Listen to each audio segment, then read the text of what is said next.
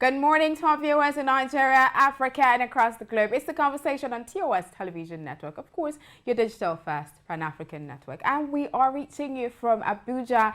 That's Nigeria's capital city. It's a sunny day here in Abuja. That's a sunny day in the capital city. And I think it's because our Muslim brothers and sisters are celebrating, the Salah festivities today. That's happy Eid al-Kabir, Eid al-Adha to our Muslim brothers and sisters out there. My name is Adebayo. And my name is Merciful Ajinamo. Good morning, Adebayo. Good morning, Merciful. How are you doing? Fine, thank you. Like your spirit is so up this morning. Yes, I mean, people are celebrating. It was so calm. coming right here to the studio, everywhere was calm.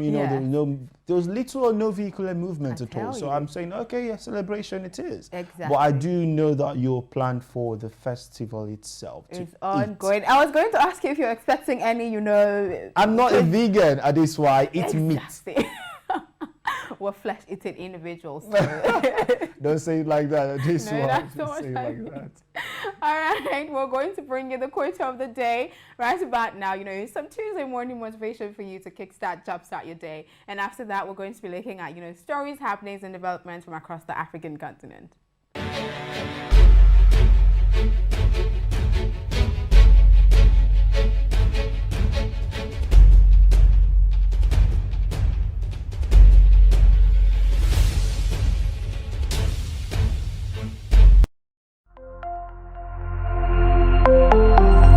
Always remember, This man I have creative design. We really like box. you deserve a break. You can indulge in a cup of 3-in-1 Cadbury Hot Chocolate. Cadbury Hot Chocolate. Indulge. Now available in the 450 grams pouch. All right, let's dive right into some of the stories, starting with this news. I'm not sure what this news, portends for Africa, but the African Union is experiencing difficulty in raising funds. So the African Union has admitted it's having difficulty in raising funds for a ready force to deal with emerging local security conflicts. A session of the African Union Peace and Security Council earlier this month agreed to continue pooling resources for the African standby force that was mooted 20 years ago by the policy slowly ran into AU's own red tape. The pool troops that will be on standby to intervene in local security situations. The bloc decided to work with regional blocs such as the East African Community, that's the EAC, the Economic Community of West African States, that's ECOWAS, and the Southern African Development Corporation, that's the SADC. You say it is not really good, or we're having to have some sort of difficulty, Yes. from the AU admitting that they're having difficulty raising funds, because all of these funds are necessary. We have countries in Africa who are experiencing one security issue or the other. Countries in Africa who have been hit by war, countries in Africa who have experienced famine, people who need food, every sort of aid that they can get. So this is where the AU comes in. All of the partnerships are required at this point, all of the partnerships with the ECOWAS community, with Southern Africa Development Corporation. And I do hope that we come out of this as soon as possible, because remember, I always say, the leaders of Africa, the leaders of the countries in Africa are one of the issues that I personally have. When all of these funds come in, how do we utilize them effectively? How do we manage them? Because we have people who are constantly thinking of themselves and family. I do hope that all of this is being, tackled and everything, so we can come out of this situation. You did mention, Africa is a conflict-ridden continent at this point. You have different countries. We have Ethiopia, Sudan, even Nigeria, South Africa, most recently. So it's like the AU is always having to pull out resources, to tackle the security challenges. And it's quite sad that the AU is somewhat broke at this point. We cannot afford a broke African Union. Definitely. Because countries always look towards, grants, aids, all of that from the African Union. Say, Jigawa, something is happening in Kaduna, and the AU say, okay, we're going to donate $80 million to, having to battle that. But they're having to say, okay, we don't have money at this point. We're having to now look at the SADC, ECOWAS, how we can join forces, to bring out money to help. I just think we have to internally tackle the security challenges that Africa is facing at this point. So we do not, overstretch the African Union and have a broke African Union. Definitely, we do not want that. We'll move over to Egypt, where President al-Sisi of Egypt has freed Isra Abdel Fattah and other Egyptian activists. Journalist Isra Abdel Fattah, a symbol of the 2011 revolution, and 5 other Egyptian activists were on Sunday freed by President Abdel Fattah al-Sisi just days after U.S. warned Cairo over a crackdown on rights activists. Now, the United States had on Wednesday warned Egypt not to target rights campaigners, saying the issue will be a factor in arms sales to its Arab ally. Israel Abdel Fattah, charged with spreading false news and collaborating with a terrorist group and released after nearly 22 months in pretrial detention, has a long history of activism and played a prominent role in the 2011 protest, of course, which helped overthrow the decades-long rule of President Hosni Mubarak. Imagine, you know, when you were reading that, what came to my head was, okay, so it had to take the US saying, if you keep clamping down on activists and journalists, we'll support we will not sell arms to you. We'll instead sell arms to another country. Exactly, and so it just took them that to realize that, look, we can actually let this. It may not be the sole factor, yes, but yes, well, it was part of it. It's just very sad what we see across African. I know it happens in other countries, but we're more particular about African countries. It's quite sad what we see in African countries having the clamp down on rights activists, journalists as well, media practitioners who are having to report. And it's terrifying because we're always talking about you can't guard the media, let these people express. Citizens have right to express. And I always say we will not have rights activists if the governments do what's right, if the leaders do what's right. We will not have people go on the street and say, look, we demanded change. We will not have people reporting the so-called ill about you that you have to, This lady was in pre-trial for over, almost months. 2 years. Yeah. So basically she was just there. Nobody was trying her. And I wouldn't even know what happened to her, in custody. But I just need our leaders to understand that, look, these people are not enemies. They're allies. If you do what's right, nobody's going to clamp down on you. You rightly say that. Exactly. Right on point. If you do what's right, nobody's going to clamp down on you. And you see, all of these journalists, these human rights activists are speaking for people. Yeah, exactly. The leaders have to realize that, look, they're fighting to make sure things are done appropriately, things are done rightly. So if we have people coming out to say, oh, look, this is not working, you promised this before you came in, now this is not working, that is an avenue to see what you've been doing wrong. Look at so you can now correct it, and not try to silence them, because at the end of the day, people are watching. If I see that you are this one standing for me and my family, I'll do everything I can to make sure that you are safe. Okay. So if the people are watching, the international community is saying, look, something has to be done about this, then you should know that you're doing something wrong. Exactly. Activists and journalists reporting activism I shouldn't be considered enemies. Just look at them as ally, and then we're going to have a smooth run. Okay, away from that to Ivory Coast, where a World Bank program is to help medical clinics in Ivory Coast spur the world's largest cocoa producing country's development into a regional medical hub, Prime Minister Patrick Achier said. Ivory Coast and the World Bank's International Finance Corporation, that's the IFC, signed a $300 million financing agreement on Friday to equip their private clinics and hospitals with essential medical equipment.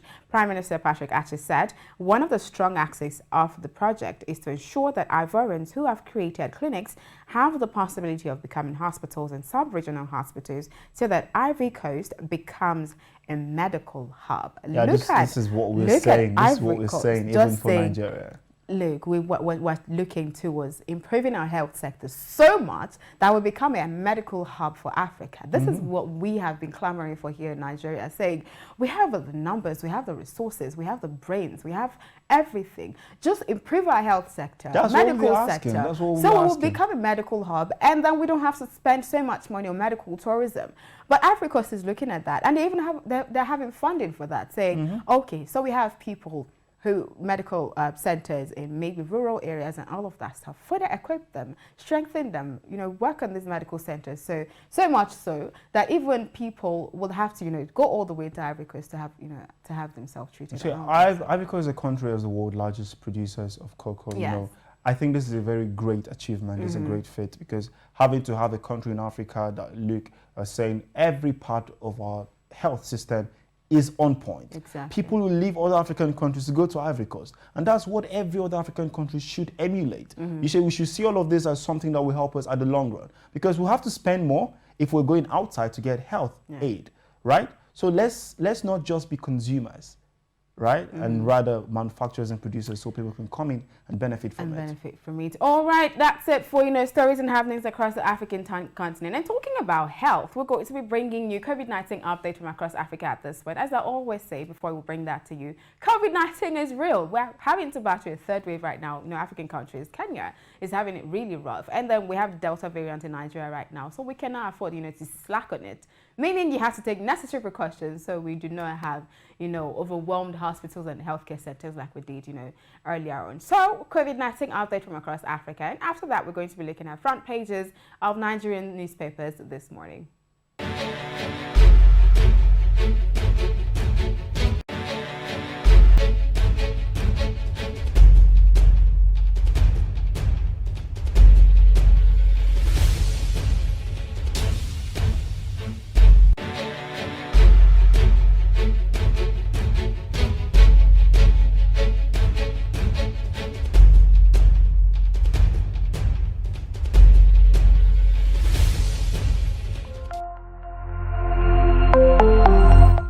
North to South Africa,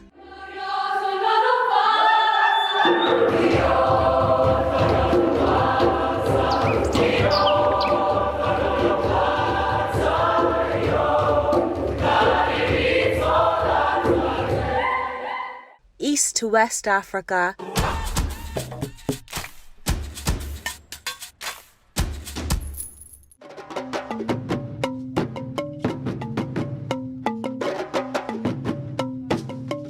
TOS TV Network is your digital-first Pan-African news network, bringing you news from across the continent. Visit our website www.tostvnetwork.com and follow us on social media at TOS TV Network on Instagram, Facebook and Twitter. Watch us on television, channel 138 on TSTV Africa.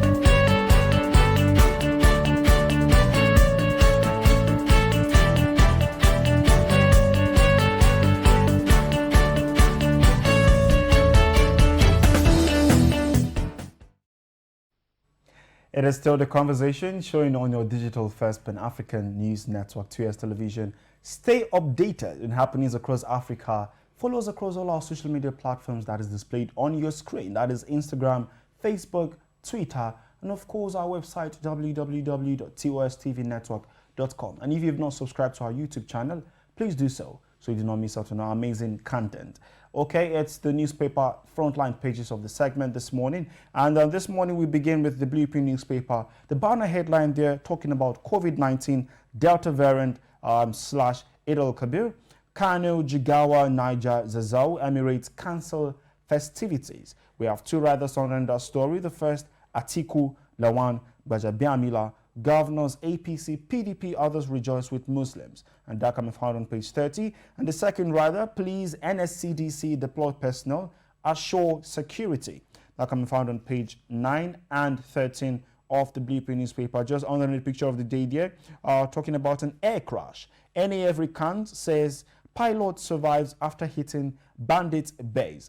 Engagement with veterans helped us. That's coming from the CDS. And that particular story can be found on page 15. We have a couple of other stories on the front pages right there. Just grab yourself a copy of the Blueprint newspaper. Okay, looking at the front page of the Daily Trust newspaper, starting with the banner headline as well. Nigerians mark bleak Salah amidst biting economy and insecurity.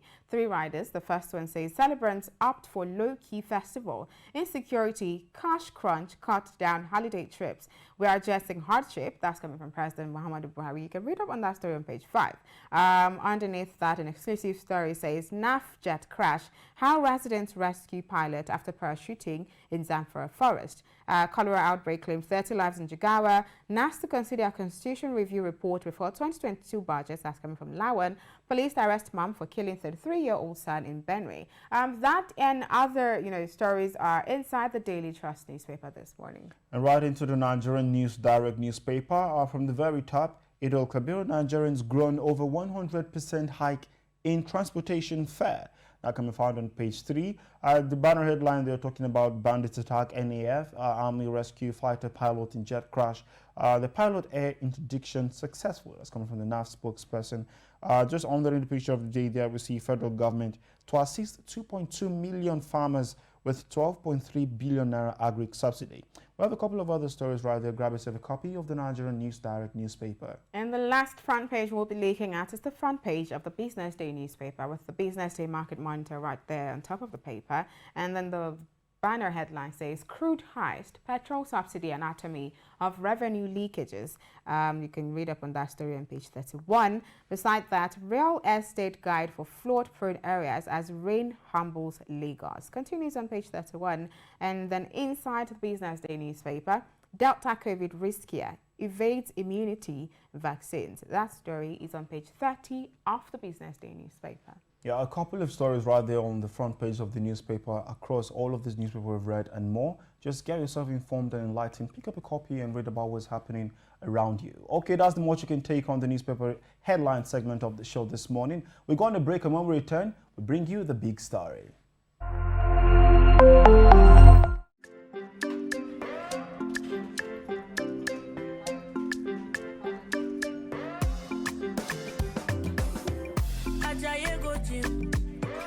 You won't go shake your body.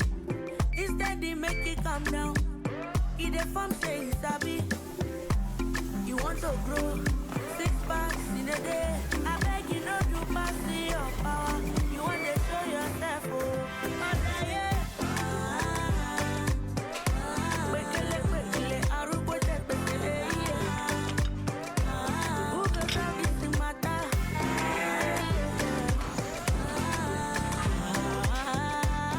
Whatever your size, find it with the new Airtel data plans.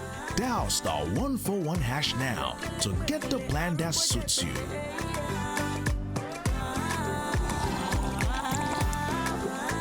Airtel, the smartphone network. At the first sign of pain, you need a solution that you can trust to provide effective relief and is gentle on the stomach. Try Panadol Caplets for relief from headaches, body aches, and fever. With Panadol's Optizorb formula, the tablet gently breaks down in the stomach, quickly absorbs, and starts providing pain relief in 15 minutes. For fast and effective pain relief that you can trust, try Panadol Caplets. This has been Medifact for Panadol.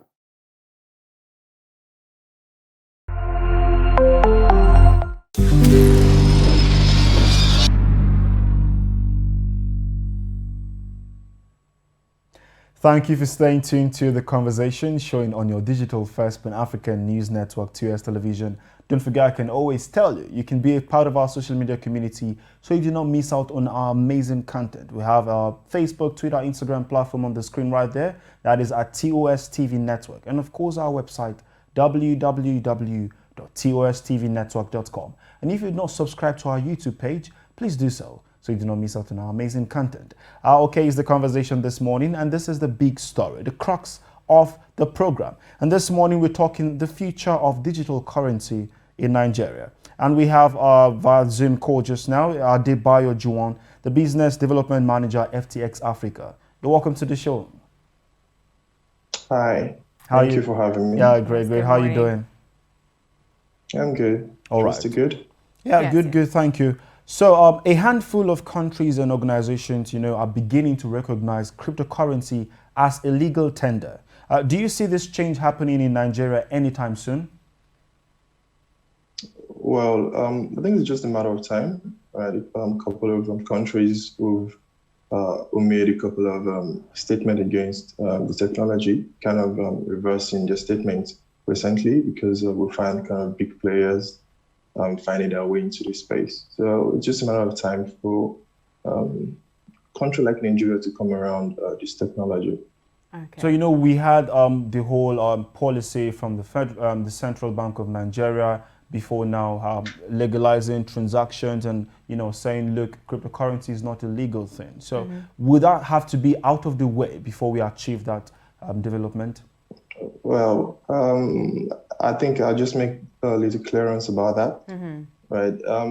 It never stated that cryptocurrency is not a legal thing, right? I think the last statement by the CBN was that financial institutions should not have interactions with crypto platforms, right? So, but this does not make it illegal. Okay. So, what that means is that the government institutions are not allowed to have relationship with cryptocurrencies exchanges or P2P platforms, all right? But that actually, it's kind of a slow, it's going to slow the whole thing down. But if you check these transactions that's been happening since the regulation, we find that the space has really been growing, right? So I believe it's just a matter of time before the CBN or the federal government of Nigeria come around this. I believe they also trying to find a way to make this work for everyone. Okay, but the regulation was just a little bit of a hiccup, but which definitely I believe they will come around. Okay. So I was going through the news last week, and then I think one study showed that adopting cryptocurrency and blockchain could help boost Nigeria's GDP by over $10 billion. But I do know that one of the reasons why, you know, it has still not been adopted in the country is because of its volatility and then the fluctuation it has in value. Do you think this is something that can be fixed? Well, for the volatility thing, the market's cryptocurrency, it's about 11 years now, which is quite new compared to the traditional market, stock exchange, which is also very regulated. So crypto is still trying to find its way around regulators. You still find the big exchanges are quite not, you know, being regulated. Okay, so it's okay if it's volatile, right? Because it's seen as a space which gives high reward, high risk kind of a thing. And as an educationist in the space, I do tell people a lot that you should only put what you can afford to lose in the space. And this is what the big organizations or the government also should let people know that, okay, this is still a very new space and you should approach with caution, okay, not to put it as a red flag, hey, don't go there. Because once you understand, with more easier, you know, to deal with. Okay. Now, you did say you are an educationist in the cryptocurrency space. Now, apart from, you know, we have something called the deep. People have suffered from it, put a lot of money. Though we're saying, look, you should put the money that you can lose, but people still put money. And, you know, we had the deep and, you know, we have that disadvantage. Are there any other disadvantages that exist in the cryptocurrency space that people should be wary about? Oh, yeah. So the dip is where the market kind of just literally dips, you know, when the market kind of crashes or we have a very downward movement. Right. So this is where people lose their money. I've traded stocks a couple of times, Forex. This happens in every financial market. It's just, you know, the word deep is very, very common in the crypto space. All right. So it's not just that make people lose money. And in crypto, except you're using high leverage, there's no chance you lose total your capital. It's just some of it. Right. But apart from the market losing some of its value, some of the things that can make people to lose their funds is investing in scam projects. Okay. And of course, you know, people are quite greedy. You understand that this project is not solid. You don't even understand the team behind it. But of course, high risk, high reward kind of a thing. So you decide to put your 6 months or 1 year savings into it. And like I said earlier, the space is not fully regulated. So we can find every Tom, Dick and Harry, you know, come out and say, hey, this is my project. It's going to take you to the moon, right? And then people, okay, let me put this amount of money. And when the founders get to disappear with it, like, oh, the whole cryptocurrency space is a scam, not realizing that you yourself didn't take due diligence to make proper research. Okay, so the big question here is we're looking at the future of digital currency, digital finance in Nigeria. What do you think that the future of digital finance is in Nigeria actually? All right. I mentioned earlier that it's just a matter of time for each government to come around. But if you've been conversant with the U.S. Congress, you find that some of the senators have been pushing for crypto regulation, so it can be adopted, by the general masses. And some of these crypto companies have also been going public, on the U.S. store. We found out that Coinbase, which is the biggest crypto exchange, in U.S., went public, and then Circle, which is also the creator of the biggest stablecoin, USDT, is also planning to go public. So you find that this space is getting quite a lot of attention, both in the US and Europe.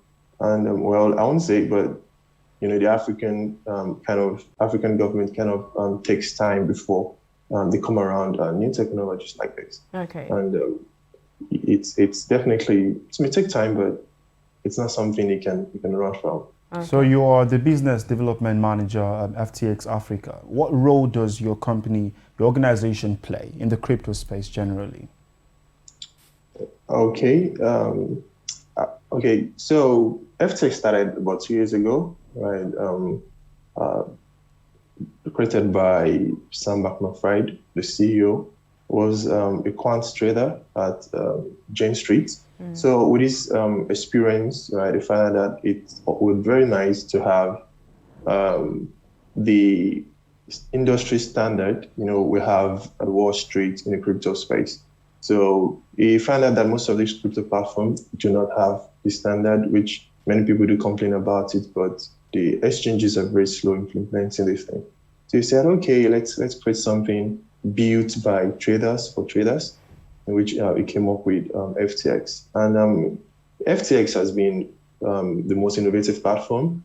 I think also we were forced to have the US stock, tokenized stocks on our platform, and quite a lot of new products which FTX brought on board to make trading a lot easier for those who are interested. And also, personally, as the business development management in Africa, one of the things I make sure I did, is to make sure that a lot of people get educated about the space. Many people want to make money, but they're not ready to go in through the process of understanding how this works. So in my community, what I did is every week we have online classes to let you know the market updates, what's going on, the projects, coming on board, technical analysis, anything that has to do with crypto trading. I make sure that people get enlightened about it, which has also helped a lot. When I started trading, these kind of resources are not available. It's either you learn your own way or nothing at all. Okay, all right. Thank you so much, Mr. Juwon, for joining us on the show this morning. We do hope to be a part of his community. Yes, actually, because a lot of young persons don't really know so much about cryptocurrency. I'm very interested in a crypto exchange and all of that, but I know little to nothing about it. And I would always ask questions. And I realized that lots of young people are quite interested in that space, but know next to nothing about it. And I'm glad that you have corporations like FTX Africa trying to educate. But I don't. But basically, how can people actually jump on the platform? It's quite easy. I mean, like I said, a country like Nigeria, cryptocurrency is not legal, so everyone in this country can actually trade as long as you're above 18, of course, and where you understand the financial risks involved, right? So you can register and trade, but most importantly, you should get yourself educated about this trading. This is just for your money. I believe everyone should learn 1 or 2 technical analysis to let you to speculate the market, at least to a very good extent. Okay, but you keep talking about trading. I know there are quite a number of persons that are not interested in trading, just investing in cryptocurrency. What's the difference in that? Okay. Well, trading is where you buy, for example, like what you mentioned earlier, you buy the dip and then you expect the price to go up. Just like what you have in a typical market where the traders go to the market, to the farm, to buy products very cheap and bring it to the market to sell. So you look out for these crypto assets and look for the one, okay, this one is relatively cheap. Let me buy, and when it goes up, let me sell again. You know, that kind of a thing. So in the crypto space, you know, traders are those ones looking for the tiny opportunities, the 1%, 2%, 3% price difference, you know, take advantage of. But for investors, what investors do, like, okay, I have 1 million naira that I'm not using for the next 6 months or 1 year. Let me just keep it down.